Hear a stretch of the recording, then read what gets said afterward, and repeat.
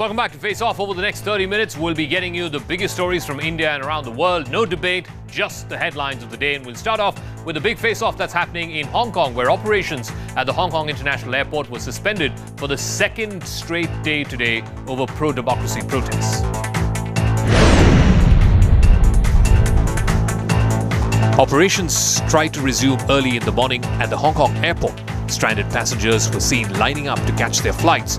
But within hours, operations had to be suspended all over again.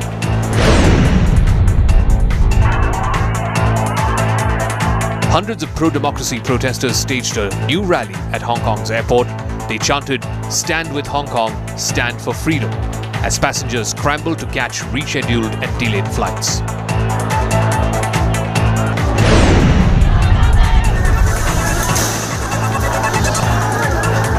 The movement began in opposition to a bill allowing extradition to mainland China, but has morphed into a broader call for democratic freedoms.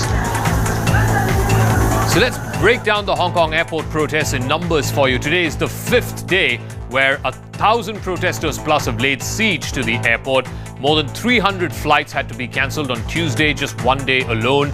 Yesterday, more than 200 flights to and from Hong Kong had to be cancelled. More than 5,000 protesters have thronged the airport over the last few days, and they have laid siege to the airport, much like the Bangkok protest happened a few years ago. Now, to a Pakistani diplomat who was heckled, Pakistan's permanent representative in the United Nations, Maleeha Lodhi, had to abruptly leave from an event in New York after a man heckled her and accused her of corruption.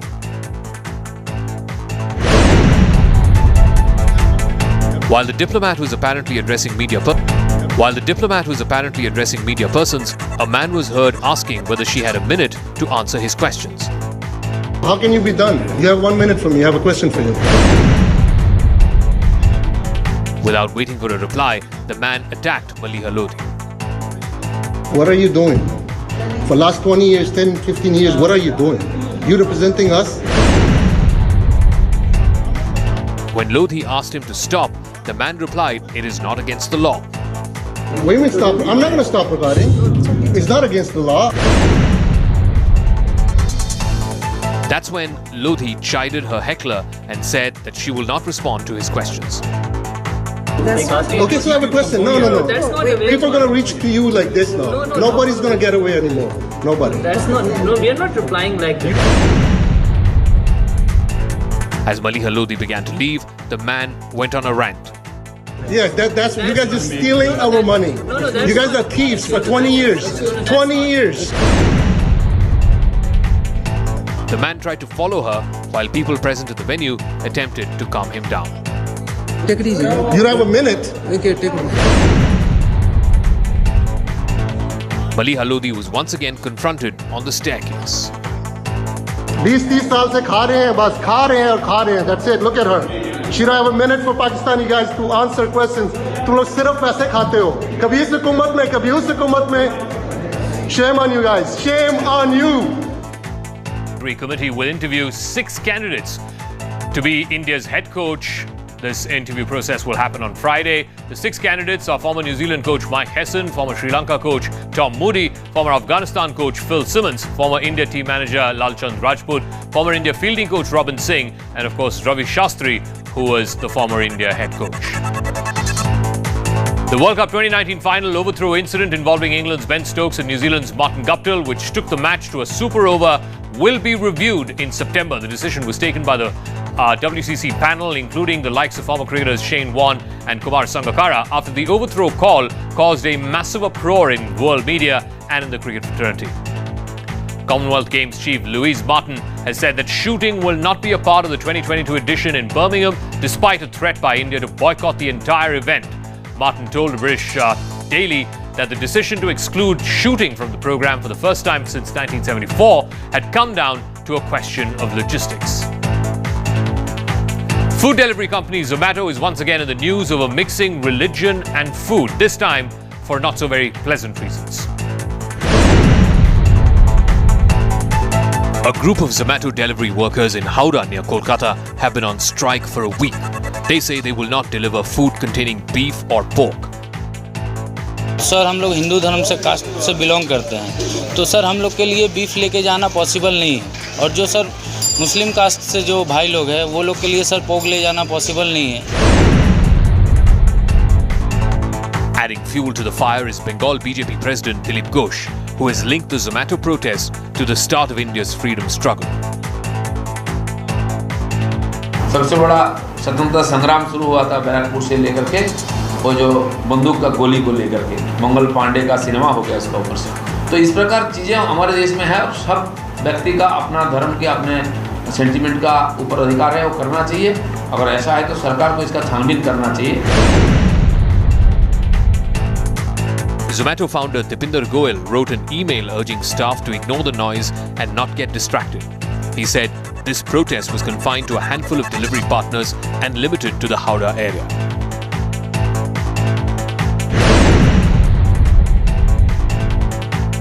Zomato is just fresh out of another recent controversy over a customer refusing to accept his food order from a Muslim rider.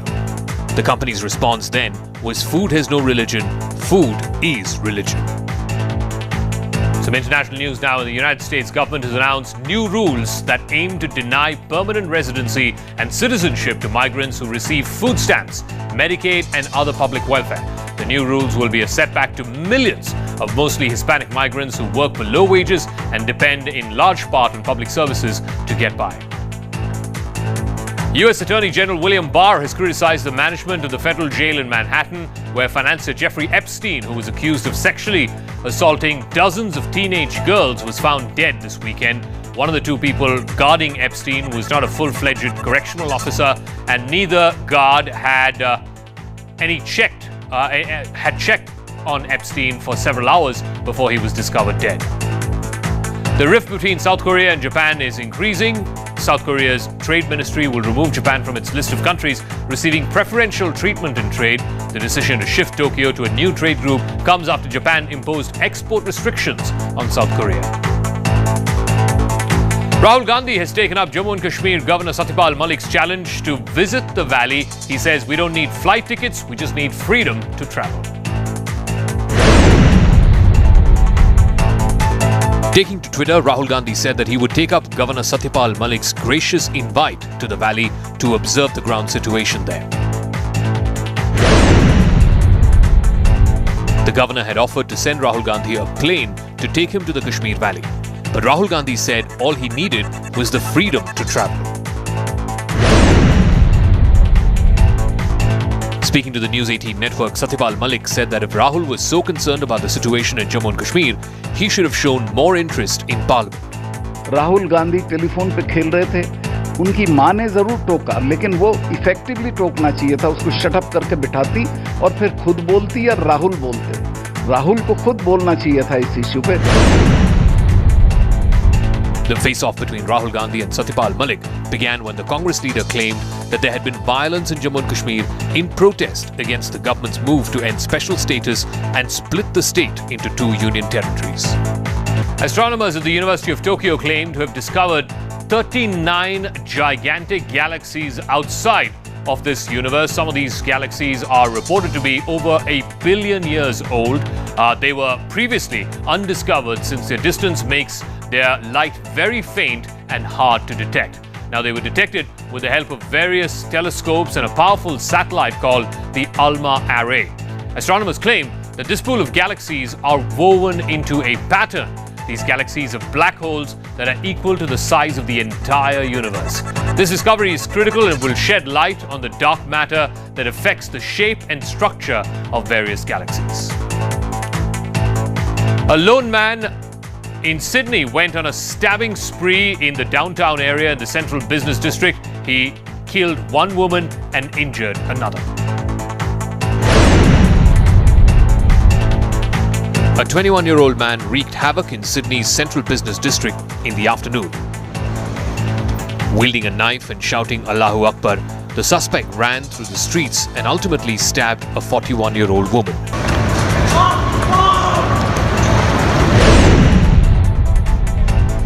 The frenzy ended when bystanders wrestled the man to the ground, restraining him with a chair and a milk crate.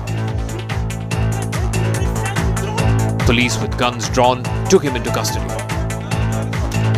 For the moment, I can tell you the police are unaware of this man. They're unaware of his history, and what they will be looking into is that history of potentially mental illness and potentially links to fundamentalist groups. So it could be terrorism, it could be not. After a wider investigation, the body of a 21-year-old woman was found nearby. There's been an incident in the city around York Street, which is in close proximity where I stand, where a male offender has produced a gun, a knife, and as a result of the production of that knife, a female victim, a female member of the public, has been stabbed.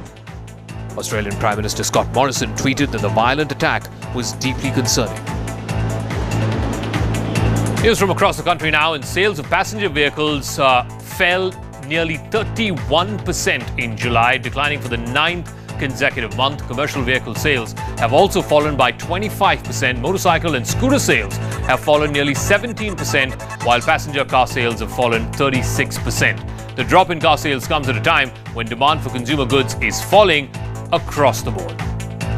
The Supreme Court today pulled up the Noida and Greater Noida authorities of erring officials, warning them of serious consequences, including jail time, if the recent court order giving relief to Amrapali home buyers is not complied with in letter and spirit. The Apex Court has said that they are not paper tigers and they will crack the whip if the need arises.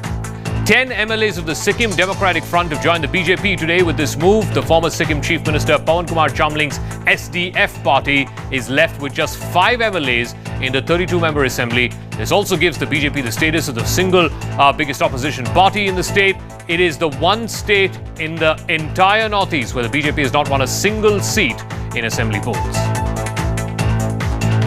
The floodwaters have started to recede in Maharashtra and the rains have stopped, but the mammoth task at hand now is rebuilding lives. With most shops still underwater and the roads still flooded, Sangli is struggling to get back on its feet. The sun may have come out here, but one still needs boats to traverse the flooded roads.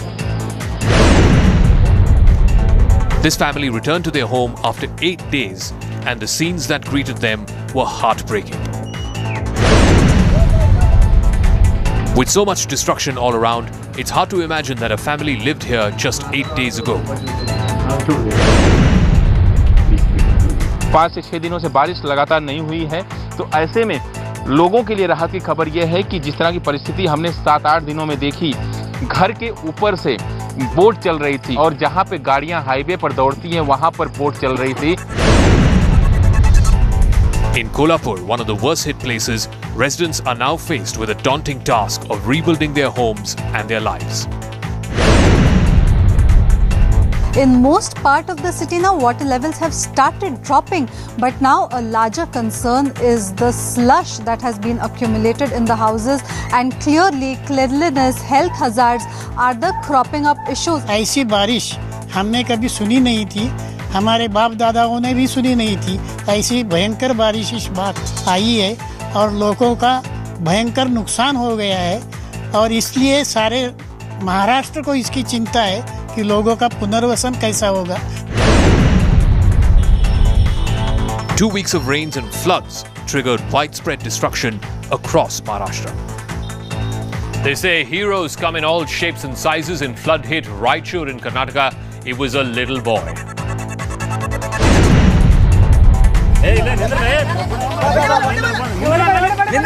This lone soldier is a young boy who risked his life to navigate an ambulance across a flooded road.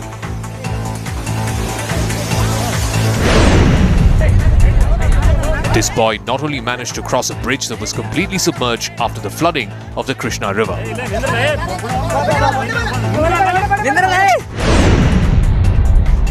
He also created a path for the ambulance to cross the flooded bridge between Yadgir and Devdurga in Karnataka.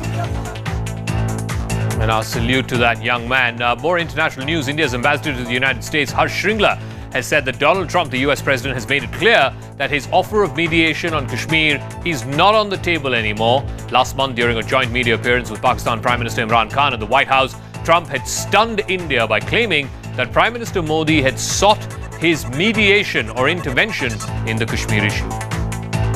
Ebola may soon be a preventable and treatable disease. 4 drugs were trialed on patients in the Democratic Republic of Congo, where there is a major outbreak of this virus. Research has showed that more than 90% of infected people can survive if treated early with the most effective drugs. 2 Canadian teenagers suspected of killing 3 people in the British Columbian Islands committed suicide. Police say they died of self-inflicted gunshot wounds. The teens had evaded a countrywide manhunt for more than 2 weeks, and their bodies were discovered last week. The Shankar Waterfall overflowed because of heavy rains in Odisha's Balangir. Take a look at what exactly happened.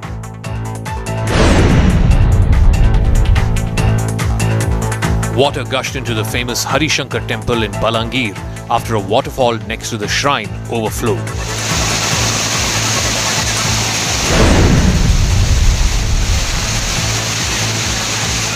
Muddy water gushed down the steps of the temple, catching the devotees off guard.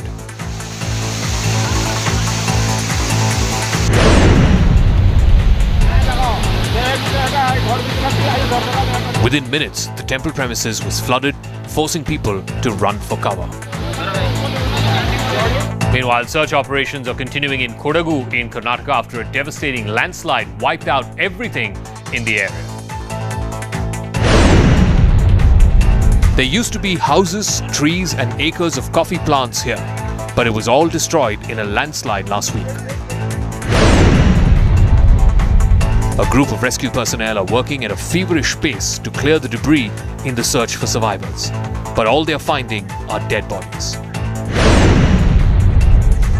2 teams of Specialized Disaster Rescue Force pressed into service, but the relentless rain turned the area into a pool of slush and mud. Priyanka Gandhi kept her promise and visited Sonbhadra in Uttar Pradesh to meet the families of the victims of last month's shooting massacre.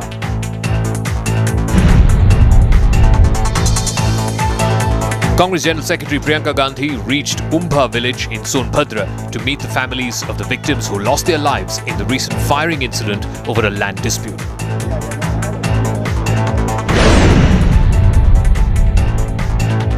This visit comes a month after she was stopped by the UP authorities. When Priyanka Gandhi had attempted to visit the victims' families after the shooting, she was stopped at Mirzapur by the district administration and detained in a guest house. Refusing to leave without meeting the victims' families, Priyanka Gandhi spent the night at the guest house and finally met some of the victims who were brought there.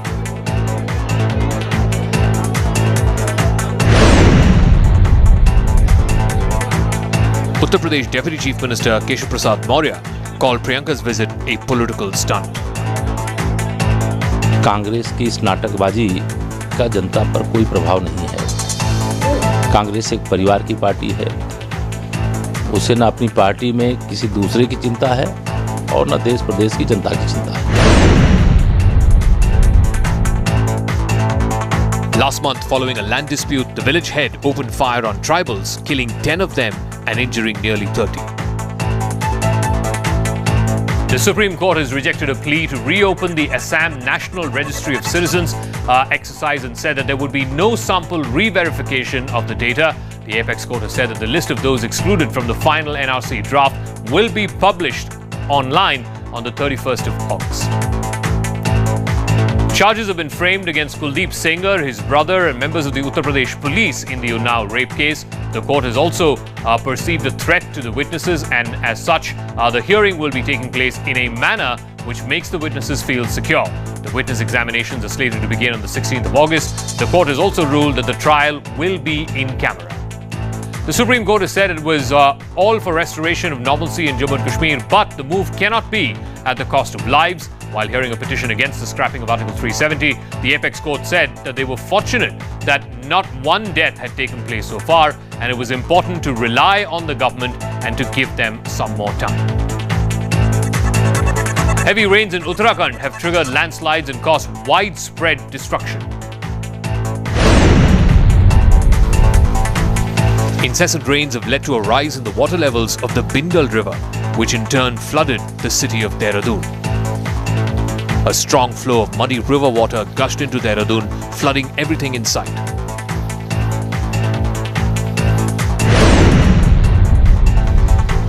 The Ganga has been flowing close to the danger mark in Rishikesh, putting the administration in the temple town on alert.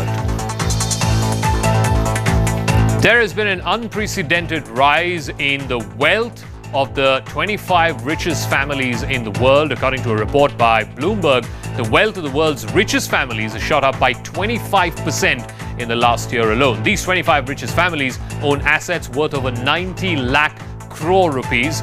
With assets worth over 13 lakh crore rupees, Walmart owners, the Walton family, are the richest people in the world. Last year, the Waltons made nearly 46 lakh rupees every minute of their lives. The Mars family, known for their chocolates, are the second richest family in the world, owning assets to the tune of 12.5 lakh crore rupees. The Ambani family is the ninth richest in the world, with assets over 3 lakh crore rupees. Some sports news now. In women's T20 cricket will make its debut in the 2022 Commonwealth Games in Birmingham. This is the first time that T20 cricket will feature in the Commonwealth Games.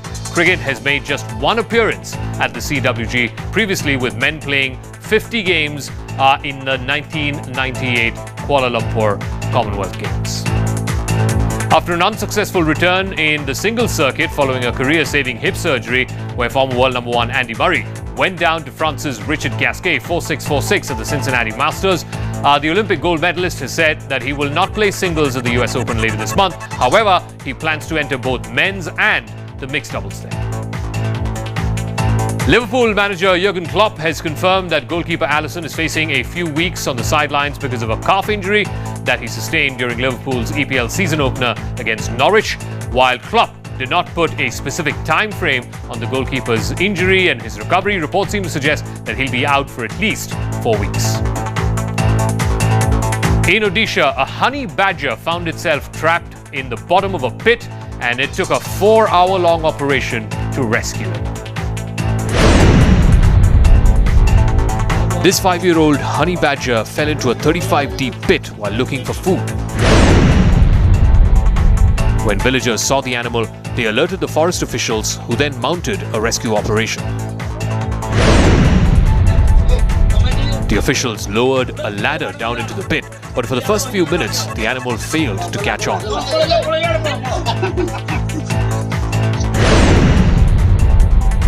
After a 4-hour-long operation, the honey badger finally managed to climb the ladder and scurried into the forest. Now that's what I call a sweet ending. That's a wrap of Face Off. Thanks very much for tuning in. On the other side, it's Viewpoint.